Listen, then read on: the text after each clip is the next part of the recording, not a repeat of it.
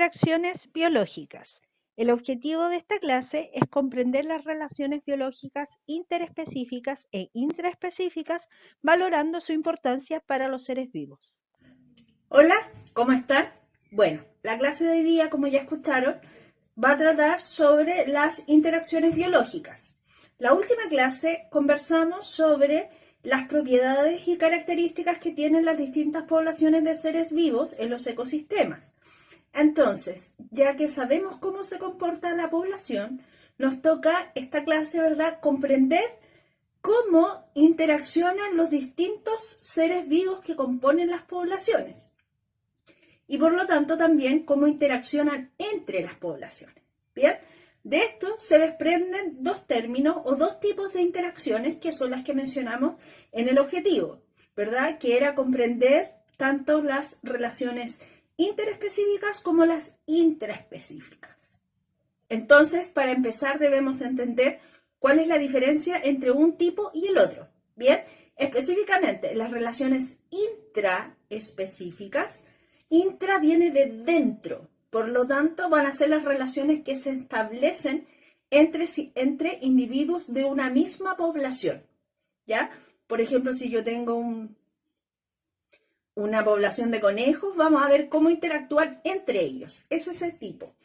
Y por otro lado están las relaciones interespecíficas, y inter viene de entre, por lo tanto en ese caso son relaciones entre individuos de una población y de otra población, ¿ok? Entonces, en resumen, intraespecíficas es la relación entre individuos de la misma población e interespecíficas es la relación entre poblaciones o individuos de poblaciones diferentes. En primer lugar, entonces, vamos a hablar sobre las relaciones intraespecíficas. En esta categoría vamos a tener 4 tipos de relaciones específicamente. Una es la relación interespecífica familiar, está la gregaria, está la estatal y está la colonial. Bien, vamos a ir viendo de qué se trata cada una. Como podemos ver acá en este mapa conceptual, ¿verdad? Tenemos los 4 tipos que les acabo de mencionar de relaciones intraespecíficas y tenemos de qué se trata o para qué se establecen este tipo de relaciones. En el caso de la familiar, ¿verdad? Se establece por el grado de parentesco que puede existir entre los individuos de la población. Por otro lado, el caso de la relación que tiene que ver con el tipo gregario o gregaria, como el nombre lo dice, se establece debido a las necesidades de locomoción o de trasladarse de una población en general. En el caso de la estatal, dice, ¿verdad?, que es una relación que se establece por sobrevivencia, ¿ya? Y en ese caso es cuando se organizan dentro de la población para cumplir distintos roles para que la población completa pueda sobrevivir. Y la colonial, que es la última, también es por el grado de sobrevivencia. El primer tipo de relación, el de carácter familiar, entonces, como mencionamos recién, se establece debido al parentesco que pueda haber entre los individuos de la población. Por lo tanto, vamos a ver relaciones madre-hijo, entre los padres, entre distintos grados de familiaridad, ¿verdad? Y allí entonces tenemos los tipos, por ejemplo, de una relación familiar monógama, puede ser polígama, es decir, que tiene solo una pareja, que tiene varias parejas, como podría ser el caso de los leones, por ejemplo. Monógama es más difícil, pero sí hay algunas especies que tienen ese tipo de relación de parentesco, por ejemplo los caballitos de mar, que tienen solamente una pareja, ¿verdad? Los delfines también, los pingüinos también, ¿bien? También puede ser de tipo matriarcal, que es cuando hay una madre, ¿verdad?, una reproductora, que es la que se relaciona con todos, ¿verdad? Que ahí podrían ser los panales de abeja, pero ese tipo o los panales propiamente tal, también se encuentran en otro tipo de relación que les voy a mencionar más adelante, ¿ya? Y la relación filial, que en el fondo tiene que ver con la relación con los hijos, ¿ya? Que lógicamente, por ejemplo, el caso de los elefantes, que la descendencia convive mucho tiempo con los padres, etc.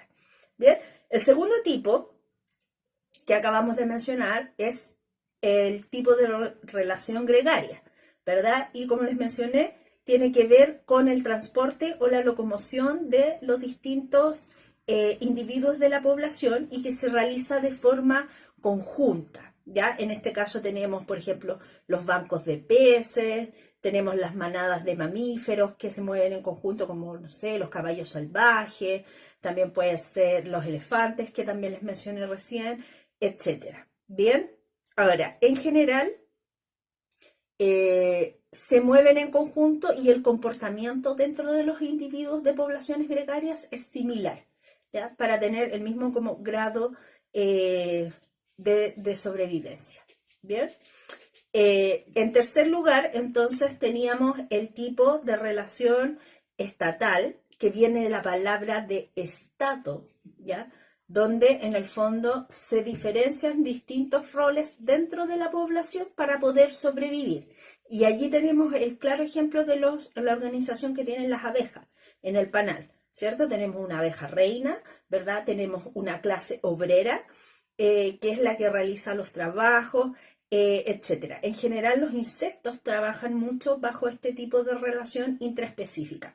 Y finalmente, las colonias que se producen básicamente para poder protegerse entre una y otras, porque estando en conjunto es más fácil sobrevivir, ¿ya? Y ahí, por ejemplo, aparece el ejemplo de los corales, que se distribuyen generalmente en colonias. También las bacterias tienen una relación en colonias, ¿ya? Entre otros, por supuesto. El otro tipo entonces de relación biológica que dijimos que existía era la interespecífica, es decir, entre especies distintas y por lo tanto entre poblaciones distintas.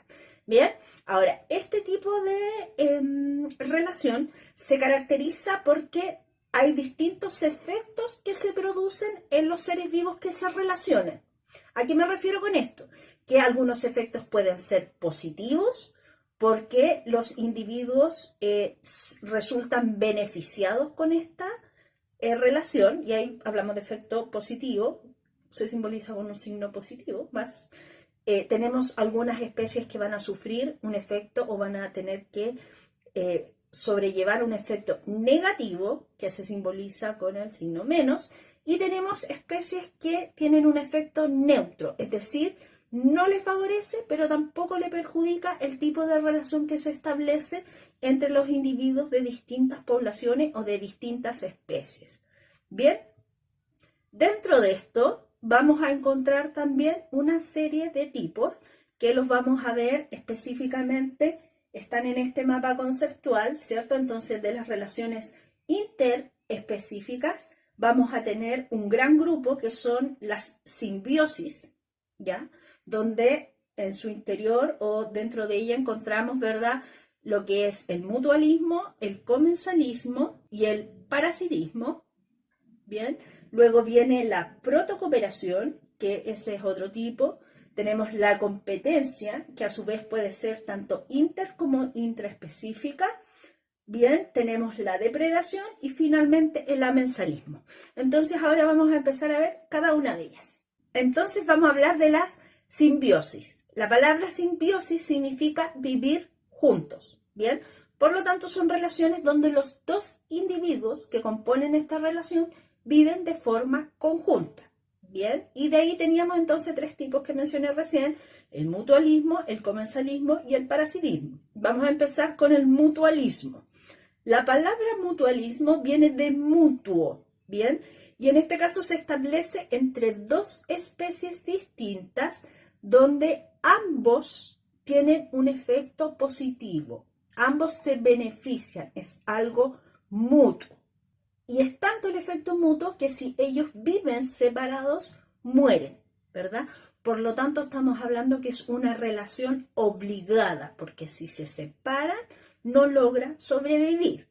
Bien, y aquí tenemos, por ejemplo, algunos casos, aparece, ¿verdad?, la mariposa con la flor. Recuerden que cuando hablamos de seres vivos no estamos hablando solo de animales, sino que también incluye las plantas.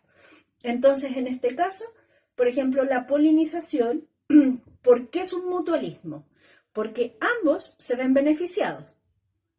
Por un lado, la mariposa se logra alimentar, ¿verdad?, del néctar de las flores, y por otro lado, la flor se beneficiada porque la mariposa después realiza la polinización porque queda polen en sus patas y en sus distintas estructuras, y en la medida que va volando lo va repartiendo, por decirlo así, ¿verdad?, por distintas flores, y ahí se produce la fecundación y la reproducción de las plantas. Por lo tanto, es favorable. Ahora, ¿por qué es obligada? Porque si la mariposa no se alimenta de la flor, la mariposa se muere, ¿cierto? Y por otro lado, si no ocurre la polinización, la planta no se puede reproducir y finalmente la población va a desaparecer. El segundo tipo de relación simbiótica, entonces, es el comensalismo. Viene de la palabra comensal, ¿verdad? Que es los comensales dentro de un restaurante, por ejemplo, son la gente que va a comer al restaurante.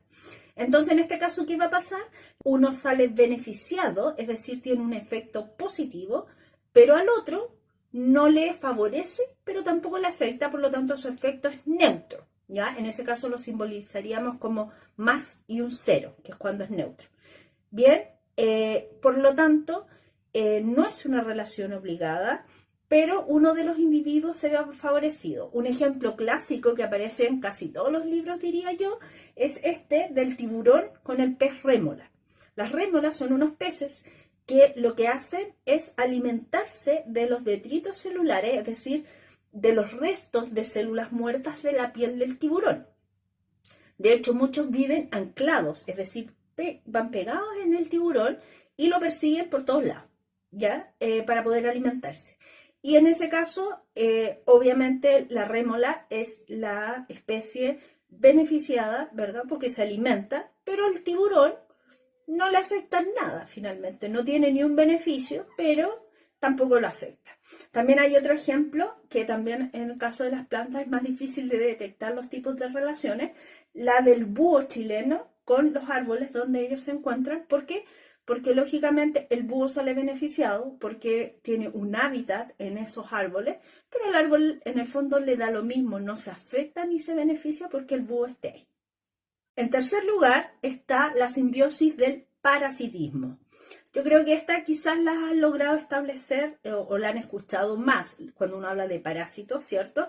Que se establece entre dos individuos de distinta especie, pero en este caso hay uno que va a tener un efecto positivo, es decir, sale beneficiado de esta relación, y el otro sale perjudicado, por lo tanto el efecto es negativo, sería más menos, ¿sí? Y en ese caso, ¿verdad? El que sale beneficiado se llama parásito. Y ahí encontramos un montón de tipos de parásitos. Y el que sale perjudicado se llama huésped, que a veces eso provoca confusión. De verdad se puede mencionar de dos formas. Puede ser hospedador o huésped. Claro, cuando uno dice hospedador le hace más sentido porque en el fondo cuando uno hospeda a alguien es porque lo recibe. Pero huésped es como el invitado. ¿Ya? Pero sin embargo, en este caso, las dos son válidas, los dos tipos de nombres. ¿Ok? Ahora, dentro de lo que es el parasitismo, existen dos tipos de parásitos. Hay parásitos internos, que se llaman endoparásitos. Endo significa dentro, por lo tanto se encuentra dentro del ser vivo. Y también hay ectoparásitos, ectos fuera, ¿ya? Y en ese caso son parásitos que están por fuera del individuo. Bien, aquí tenemos algunos ejemplos clásicos de endoparásitos.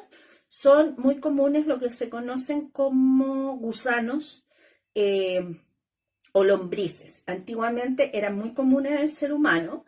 Yo creo que porque las medidas de higiene no eran las óptimas, algo que se conoce como lombriz solitaria, que es esta enorme, puede medir más de 1 metro y se encontraba en el intestino generalmente de los niños, en realidad de todas las personas.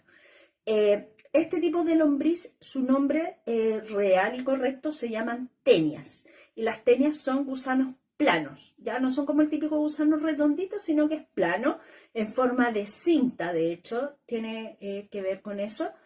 y se encuentran generalmente en el intestino y son específicos para la especie. Por ejemplo, la lombriz solitaria solamente afecta al humano, pero también existen tenias que afectan a los cerdos y a otros tipos de seres vivos, ¿ya? Esos son los más comunes. También hay otro parásito interno, que es esa otra fotografía que está ahí, que se llama Trypanosoma, y provoca, es un parásito que se encuentra en la sangre de los seres vivos, específicamente del hombre, y provoca una enfermedad que es muy común en el sur de nuestro país, que es la enfermedad de Chagas o enfermedad del sueño, ¿ya? Y lo que provoca entre los síntomas, y por eso se llama así, es como un decaimiento, por lo tanto el individuo tiene más sueño de lo normal. De hecho, esos rojos son glóbulos rojos, ¿ya? Ese también, por ejemplo, es un endoparásito. Los ectoparásitos, por otro lado, son más comunes. Tenemos ahí el caso de la típica garrapata, ¿verdad? En el caso de los perros, que igual pueden afectar a los humanos. Generalmente la garrapata, como dato curioso, la garrapata que es plana es el macho. Y cuando vemos estas garrapatas que parecen porotos, son las hembras, ¿ya? ¿Y por qué uno sabe eso? Porque están gorditas, tienen huevos dentro. Y el macho, en cambio, tiene una placa que no lo deja, no puede engordar. Bueno, aparte que no tiene huevos, pero un dato para que ustedes puedan entender. También están los piojos, ¿verdad? Que hay piojos para distintas especies y provocan, por ejemplo, en el ser humano la pediculosis, que quizás más de algunos de ustedes, yo cuando niña tuve, no es raro, ¿ya? Por si acaso.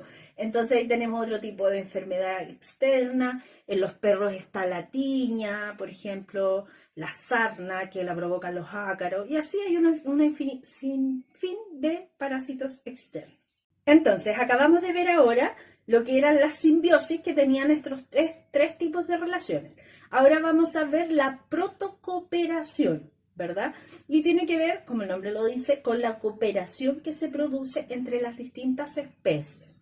En este caso, se llama así porque ambas se cooperan entre sí, por lo tanto, en ambas especies el efecto es positivo. Ahora, ustedes se preguntarán, ¿pero el mutualismo era igual? Claro, la diferencia es que en el mutualismo no pueden vivir separadas, porque si viven separadas, mueren. En cambio, en la protocooperación, efectivamente salen beneficiadas, pero si se llegan a separar, no pasa nada, ¿ok? No es algo fundamental, no es vital para las especies, ¿ya? En este caso, por ejemplo, tenemos el caso de las tortugas de mar, que así como el tiburón estaba con la remola, en este caso también hay peces limpiadores que también se alimentan de los desechos, de los detritos celulares, es decir, de las células muertas de las tortugas, pero en este caso ambos también, el pez podría alimentarse de otra cosa, y si a la tortuga nadie se está comiendo sus células muertas, tampoco le va a pasar nada. Tenemos otro ejemplo también, como el del picaflor, con las flores, ¿verdad? ¿Por qué? Porque claro, si el picaflor se puede alimentar de la planta, de la flor, sale beneficiado, y la flor en este caso saldría beneficiada también porque realizaría el picaflor la polinización. Pero si no llegara a ser así, la flor sí va a seguir, la flor va a seguir realizando el proceso de polinización con los insectos, ¿verdad? Por eso con los insectos sí está obligado, pero en el fondo esta relación con el colibrí es como un anexo que lo favorece. El otro tipo de relación interespecífica que mencionamos al inicio fue la competencia. Creo que el concepto es bastante claro, ¿verdad? Y ocurre cuando dos especies compiten entre sí. Ahora, en este caso no es solamente entre especies, ¿ya? No es solo interespecífica, también puede haber una competencia intraespecífica. Por ejemplo, ¿qué competencia? En este caso, hay dos tipos de efectos. Hay algunos que podrían ser positivo y negativo, es decir, que de una competencia hay un individuo que sale favorecido y el otro perjudicado, o bien, en el caso, ahí estaríamos hablando como que uno gana y el otro pierde, pero también hay relaciones donde ambos salen perjudicados, Y eso ocurre generalmente, por ejemplo, si yo tengo, por ejemplo, como ahora, que Chile, bueno, en parte importante del mundo también, estamos con un problema de sequía, ¿cierto? Por lo tanto, los recursos hídricos para las plantas no es el óptimo.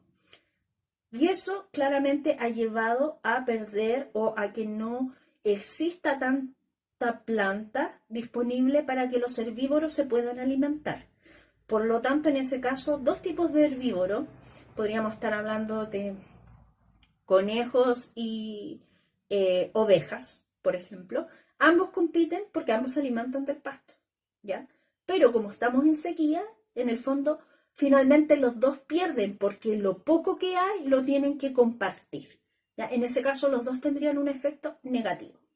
Ahora bien, cuando hablamos de una competencia intraespecífica dentro de la especie, ¿verdad? Esto comúnmente se produce principalmente por reproducción, ¿sí?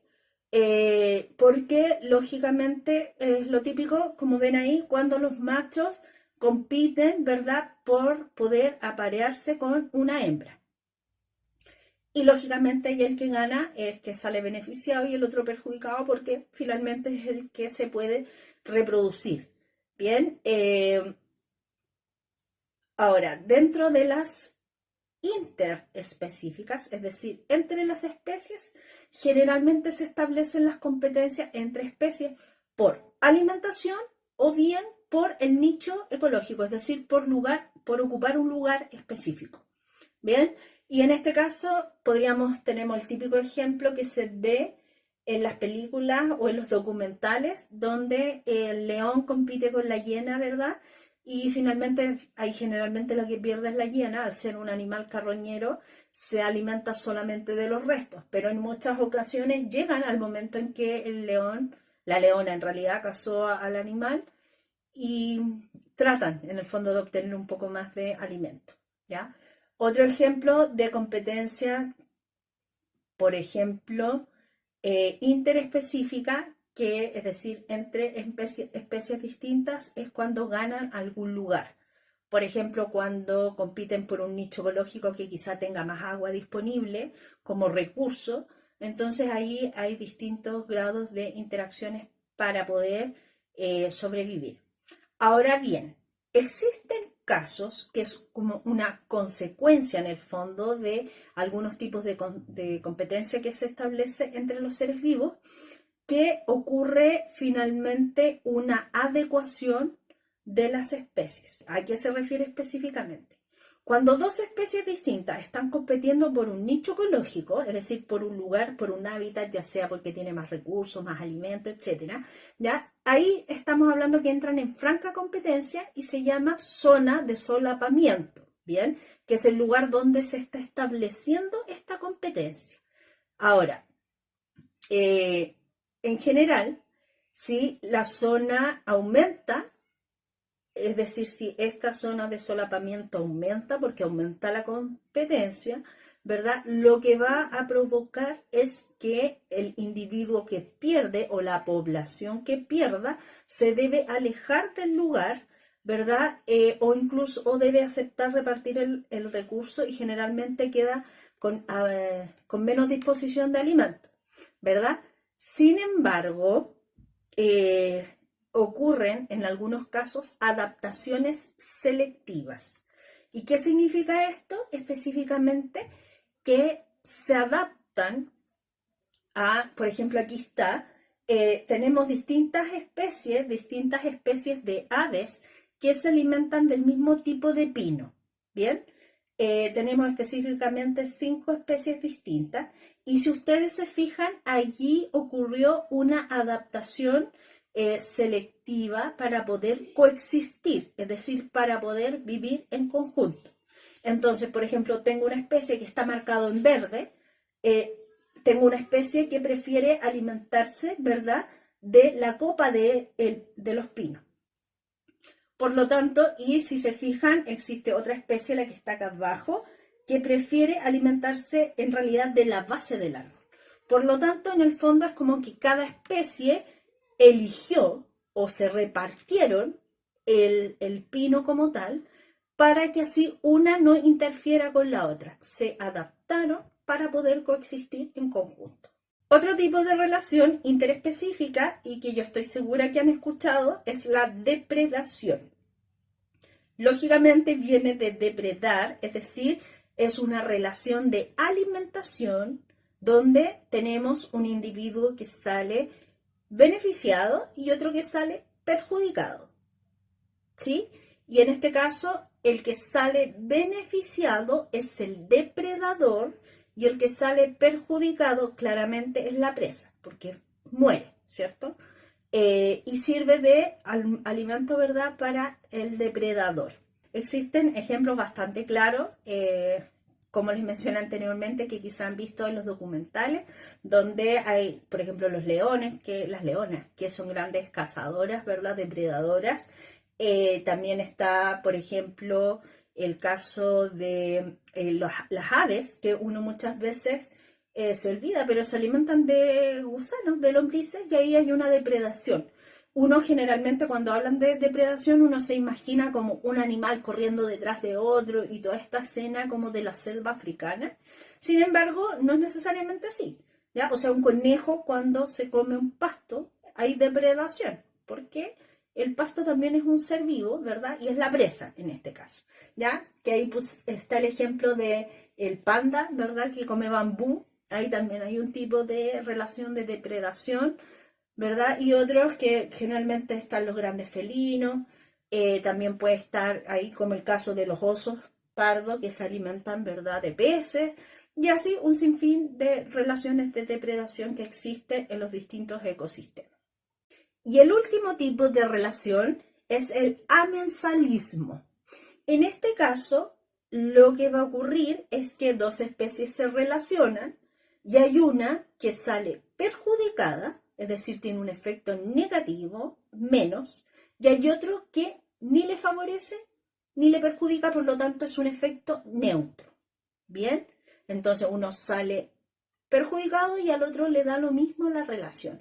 Y el ejemplo clásico de este es de el hongo, ¿verdad?, que tiene que ver con la producción de un antibiótico que ustedes, yo estoy seguro que han escuchado, que es la penicilina. Y en ese caso, ¿verdad?, en ese hongo se encuentran, que se llama hongo penicillium, por eso se llama penicilina, porque la fabricaron a partir de él, viven ciertas colonias de bacterias, es decir, grupos de bacterias. Cuando ocupa el hongo sale perjudicada y el hongo en realidad no le afecta ni le favorece. Por eso es que debido a en el fondo, a este tipo de relación, se dieron cuenta que de ese hongo, el penicillium, crearon la penicilina para poder acabar con las bacterias, porque se dieron cuenta que las bacterias se veían perjudicadas cuando habitan en ese hongo.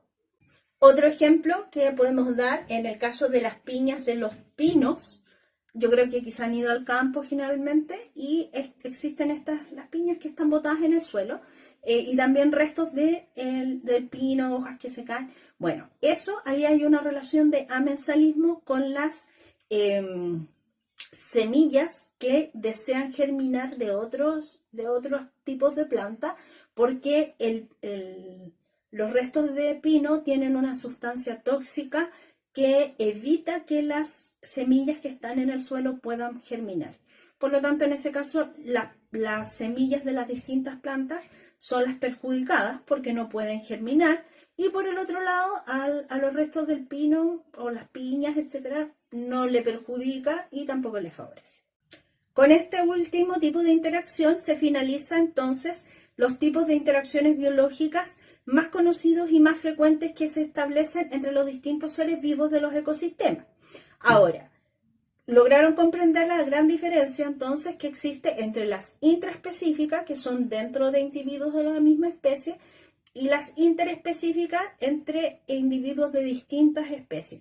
Ahora, tenemos distintas diferencias, algunas especies salen beneficiadas, otras perjudicadas, etcétera, pero de este punto de vista es fundamental que existan, ¿ya? porque esa es la forma que hay de interacción entre los seres vivos y que muchos dependen, su vida depende de otros, ¿verdad? Ya sea porque o son nichos ecológicos de alguna especie o porque hay una alimentación de un individuo con otro, ¿verdad? Etcétera. Entonces, de ahí radica la importancia que ustedes comprendan este tipo de interacciones.